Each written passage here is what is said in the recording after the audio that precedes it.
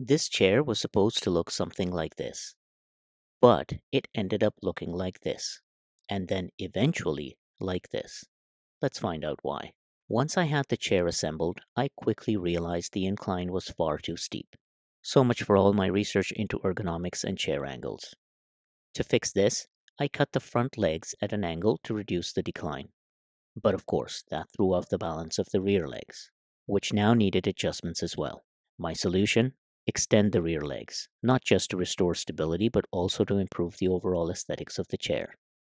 Lastly, I felt the design could benefit from a headrest for added comfort and functionality.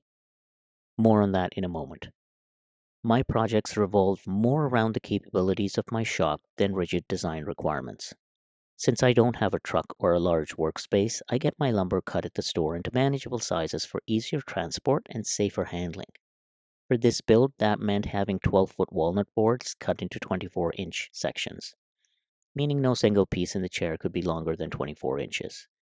And yes, I get it.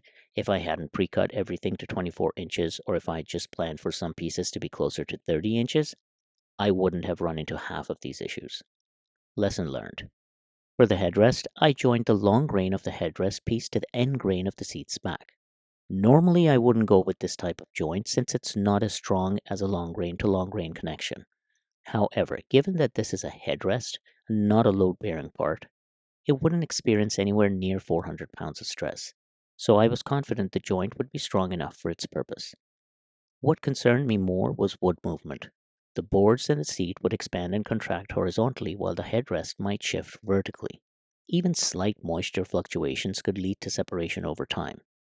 That said, the headrest is attached to the seat by two boards totaling about 10 inches in width, so any movement should be minimal.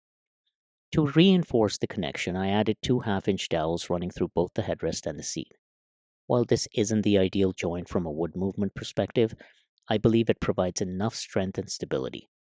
But what do you think? Let me know in the comments.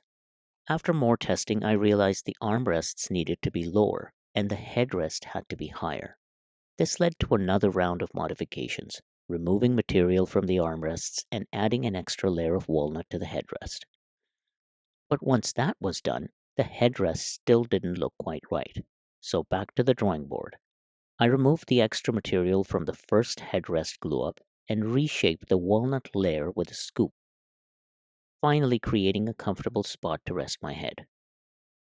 My goal was to build a lounge chair where I could lean back and watch YouTube. So I researched chair angles and ergonomics, only for all those carefully considered measurements to fall apart once the chair was actually built. But after all these changes, I finally had a chair I could relax in and watch YouTube. My takeaways? Experience comes with time. Experience requires making mistakes. Good woodworking is about good recovery techniques. So, if you are like me, a small time woodworker, take on projects you think you cannot do.